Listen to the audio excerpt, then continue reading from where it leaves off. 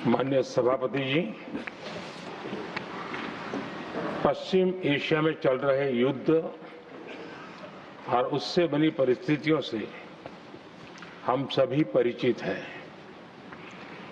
मैं आज संसद के उच्च सदन के सामने और देशवासियों के सामने इन विकट परिस्थितियों पर सरकार का पक्ष साझा करने के लिए उपस्थित हुआ हूं।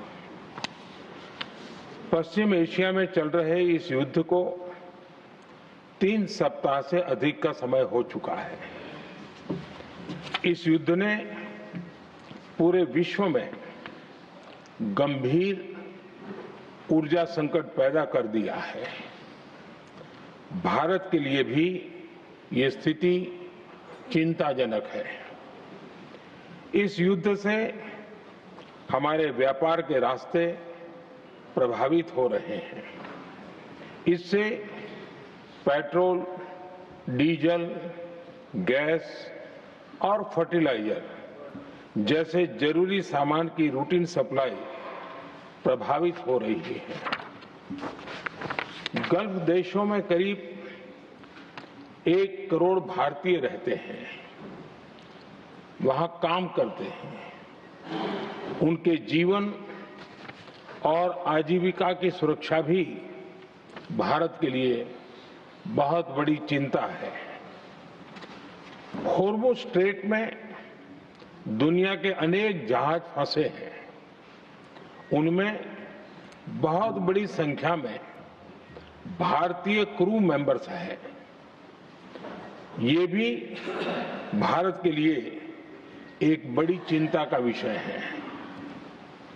ऐसी विकट परिस्थिति में आवश्यक है कि भारत की संसद के इस उच्च सदन से शांति और संवाद की एकजुट आवाज पूरे विश्व में जाए।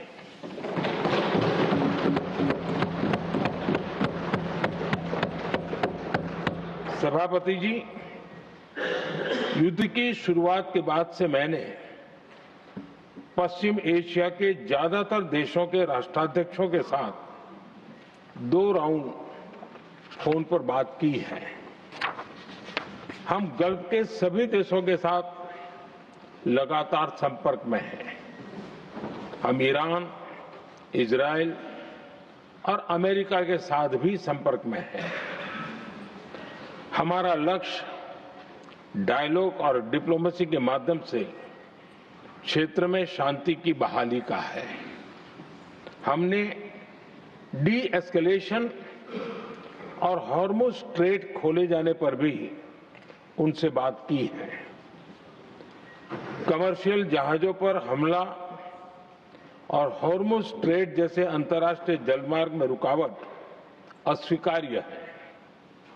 भारत ने नागरिकों पर, सिविल इंफ्रास्ट्रक्चर पर, एनर्जी और ट्रांसपोर्ट से जुड़े इंफ्रास्ट्रक्चर पर हमलों का विरोध किया है।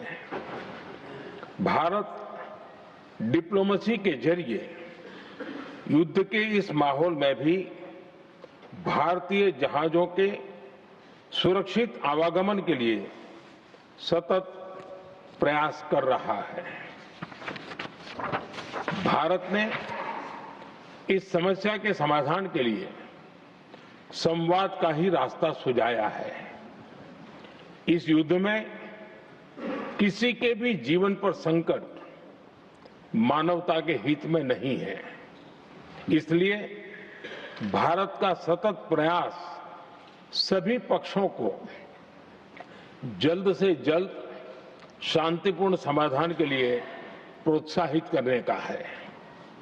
सभापति जी, संकट की स्थिति में देश विदेश में भारतीयों की सुरक्षा हमारी बहुत बड़ी प्राथमिकता है। युद्ध शुरू होने के बाद से लेकर अब तक 3,75,000 से अधिक भारतीय सुरक्षित भारत लौट चुके हैं।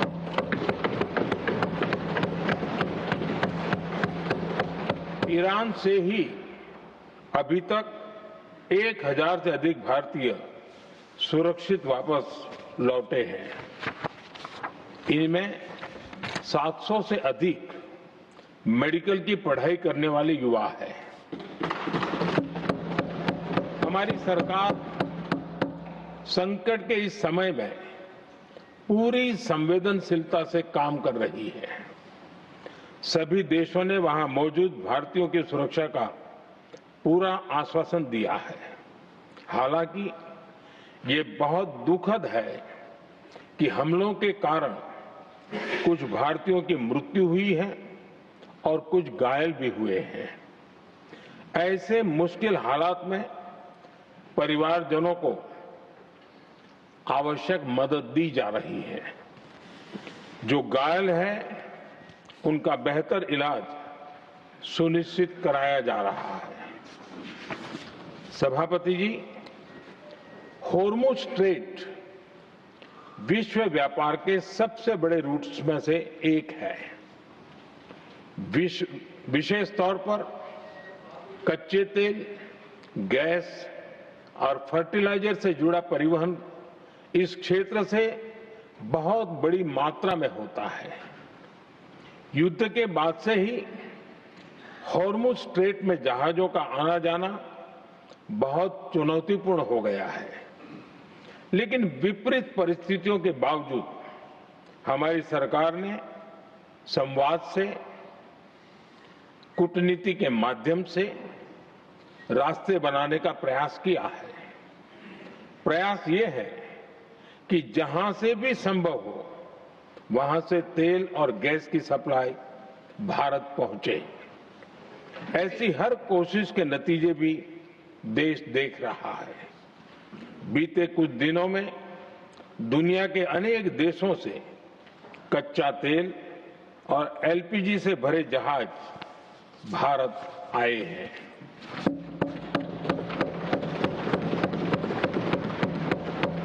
इस दिशा में हमारे प्रयास आने वाले दिनों में भी जारी रहेंगे। सभापति जी, भारत का प्रयास है कि तेल हो, गैस हो, फर्टिलाइजर हो, ऐसे हर जरूरी सामान से जुड़े जहाज भारत तक सुरक्षित पहुंचे। लेकिन इस युद्ध से बनी वैश्विक परिस्थितियां अगर लंबे समय तक बनी रहती है तो गंभीर दुष्परिणाम तय है। इसलिए भारत ने अपनी रेजिलियंस बढ़ाने के लिए जो भी प्रयास बीते वर्षों में किए हैं, उनको और गति दे रहा है। सभापति जी, कोई भी संकट हो, वो हमारे हौसलों और हमारे प्रयास दोनों की परीक्षा लेता है। देश ऐसे संकटों का बेहतर तरीके से सामना कर सके, इसके लिए बीते 11 वर्षों में निरंतर निर्णय लिए गए हैं। एनर्जी इंपोर्ट का डाइवर्सिफिकेशन ऐसे ही प्रयासों का हिस्सा है। पहले क्रूड ऑयल, एलएनजी, एलपीजी ऐसी एनर्जी जरूरतों के लिए 27 देशों से इंपोर्ट किया जाता था। वहीं आज भारत 41 देशों से एनर्जी इंपोर्ट करता है। बीते दशक में भारत ने संकट के ऐसे ही समय के लिए कच्चे तेल के भंडारण को भी प्राथमिकता दी है। हमारी तेल कंपनियां संकट के समय के लिए काफी मात्रा में पेट्रोल और डीजल का भंडार रखती हैं। बीते 11 वर्षों में 53 लाख मीट्रिक टन से अधिक का स्ट्रेटेजिक पेट्रोलियम रिजर्व भी डेवलप किया गया है और 65 लाख मीट्रिक टन से अधिक के रिजर्व की व्यवस्था पर देश काम कर रहा है। साथ ही बीते दशक में भारत की रिफाइनिंग कैपेसिटी भी अच्छी खासी बढ़ाई गई है। मैं आपके माध्यम से सदन को और देश को ये आश्वासन देना चाहता हूं कि भारत के पास क्रूड ऑयल के पर्याप्त स्टोरेज के और निरंतर सप्लाई की व्यवस्थाएं हैं।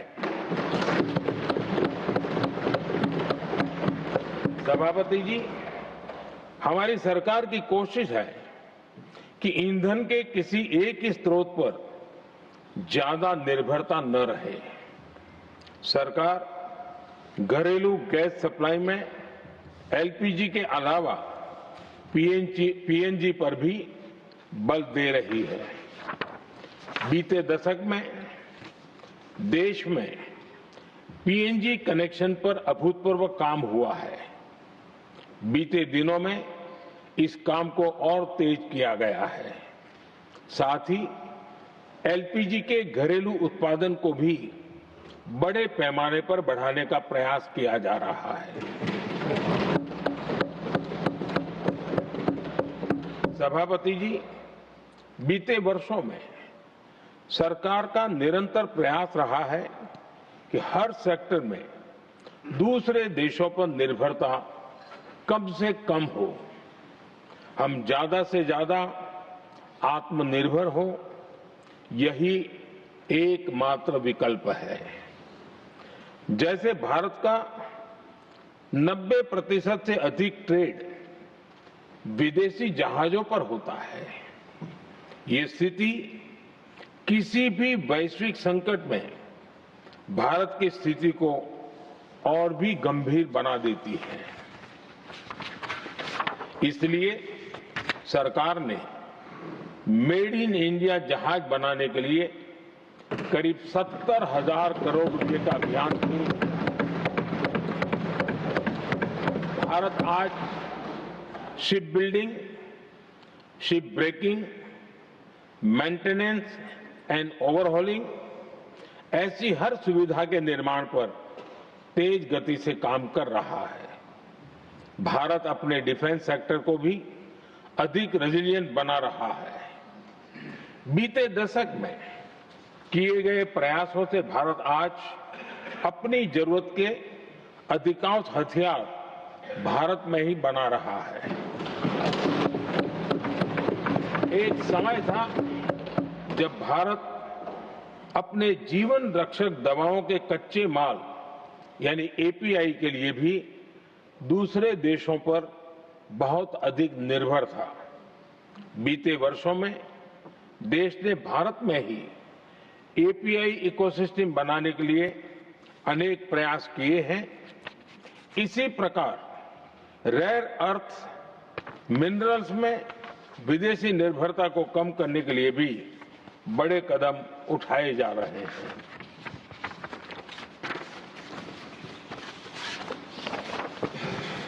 आदरणीय सभापति जी, वर्तमान संकट ने पूरी दुनिया की इकोनॉमी को हिला दिया है। अभी तक पश्चिम एशिया में जो नुकसान हुआ है उससे रिकवर होने में भी दुनिया को बहुत समय लगेगा। भारत पर इसका कम से कम दुष्प्रभाव हो, इसके लिए निरंतर प्रयास किए जा रहे हैं। हमारी इकोनॉमी के फंडामेंटल्स मजबूत हैं और सरकार पल पल बदलते हालात पर नजर रखे हुए है। सरकार इसके शॉर्ट टर्म, मीडियम टर्म और लॉन्ग टर्म ऐसे हर प्रभाव के लिए एक रणनीति के साथ काम कर रही है। भारत सरकार ने एक इंटर मिनिस्ट्रियल ग्रुप भी बनाया है। ये ग्रुप नियमित मिलता है और हमारे इंपोर्ट एक्सपोर्ट में आने वाली हर दिक्कत का आकलन करता है और ये ग्रुप आवश्यक समाधान पर भी निरंतर काम करता रहा है।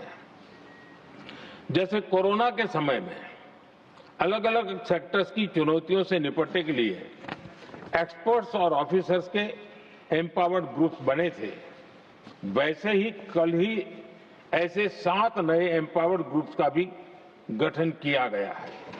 ये group supply chain, petrol diesel, fertiliser, gas, महंगाई ऐसे विषयों पर त्वरित और दूरगामी रणनीति के तहत कार्रवाई करने का काम करेंगे।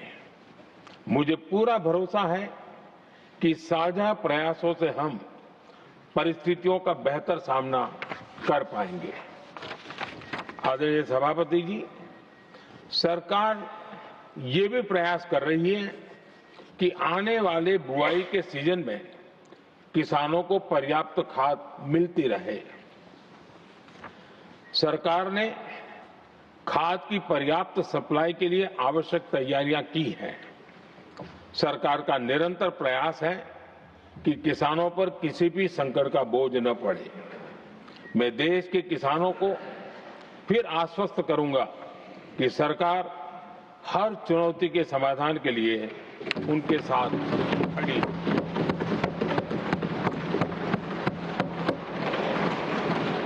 आदरणीय सभापति जी, ये राज्यों का सदन है। आने वाले समय में ये संकट हमारे देश की बड़ी परीक्षा लेने वाला है और इस परीक्षा में सफलता के लिए राज्यों का सहयोग बहुत आवश्यक है। इसलिए इस सदन के माध्यम से मैं देश के सभी राज्यों की सरकारों से भी कुछ आग्रह करना चाहता हूं। संकट के समय गरीबों पर, श्रमिकों पर, प्रवासी साथियों पर बहुत बुरा असर पड़ता है। इसलिए पीएम गरीब कल्याण अन्न योजना का लाभ समय पर मिलता रहे, ये सुनिश्चित करना होगा। जहां प्रवासी श्रमिक साथी काम करते हैं, उनकी परेशानियों को दूर करने के लिए प्रोएक्टिव कदम उठाए जाएं।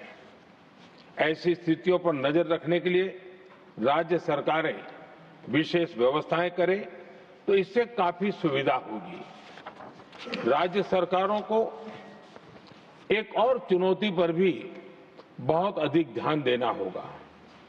ऐसे समय में कालाबाजारी करने वाले, जमाखोरी करने वाले बहुत एक्टिव हो जाते हैं। जहां से भी ऐसी शिकायतें आती हैं, वहां त्वरित कार्रवाई होनी चाहिए।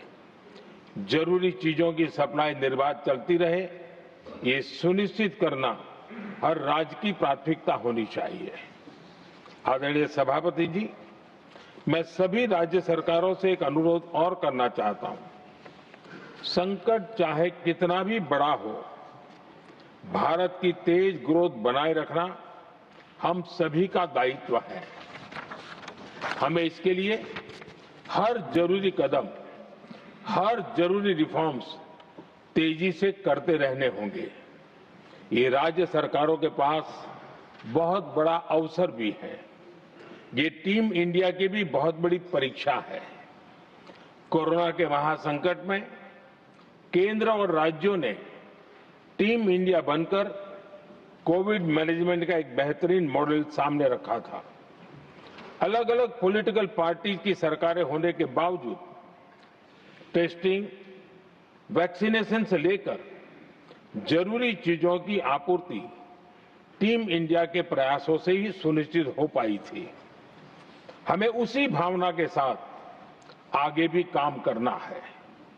सभी राज्य सरकारों और केंद्र सरकार के प्रयासों से देश इस गंभीर वैश्विक संकट का प्रभावी रूप से सामना कर पाएगा। आदरणीय सभापति जी, ये संकट अलग प्रकार का है और इसके समाधान भी अलग प्रकार से ही तय किए जा रहे हैं। हमें धीरज के साथ, संयम के साथ, शांत मन से हर चुनौती का मुकाबला करना है। आदरणीय सभापति जी, जैसा कि हम देख रहे हैं कि इस युद्ध को लेकर पल पल में हालात बदल रहे हैं, इसलिए मैं देशवासियों से भी कहूंगा कि हमें हर चुनौती के लिए तैयार रहना ही होगा। इस युद्ध के दुष्प्रभाव लंबे समय तक रहने की प्रबल आशंका है, लेकिन मैं देशवासियों को भरोसा देता हूं सरकार सतर्क है, तत्पर है और पूरी गंभीरता से रणनीति बना रही है, हर निर्णय ले रही है। देश की जनता का हित हमारे लिए सर्वोपरि है। यही हमारी पहचान है, यही हमारी ताकत है। इसी भावना के साथ मैं अपना वक्तव्य समाप्त करता हूं। बहुत बहुत धन्यवाद।